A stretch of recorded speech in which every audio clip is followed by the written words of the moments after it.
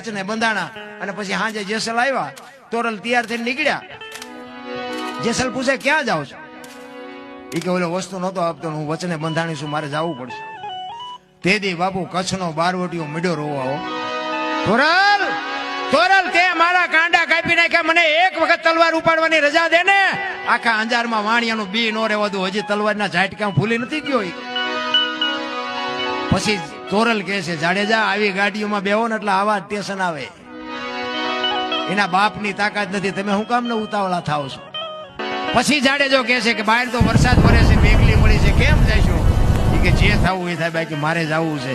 અને તેદી કચ્છનો બારવટીયો જેસલ જાડેજો એમ કહેતો કે હાલો મારા ખંભે બેહી જાવ, મૂકવા આવું. રાતના 2 વાગ્યાનો સમય હોય, કોઈ જીવ જાગતો ન હોય, કાળી ડિબાંગ રાત જામી હોય, વીજળી આપણે ચીરતી હોય અને કાળી રાતમાં બાપુ કારામાં કીચડમાં બાપુ તોરલને ખંભે બેહાડી નીકળ્યો. ચિત્ર કેવું છે! તોરલની કહું તૂટતી હતી હોય, ખંભે બેઠા બેઠા વાહ જાડેજા, વાહ જાડેજા, વાહ જાડેજા. સધીરની હવેલીએ ઉતારીને જાડેજો કહે છે, તોરલ હવે તમારે આવવું હોય ત્યારે આવજો, હું જઉં. સધીર મને જોઈશે ને તો પાછો બીસી. અને જાડેજો હાલતો થયો ને, તોરલના મોઢામાંથી વાણી નીકળી, સુજા અને સુલક્ષણા તારા હાડમાં નો આવી હલકી વાત.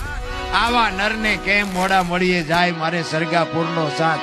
જાડેજા તે તો મને આ દુનિયામાં ઉજળી કરી દીધી.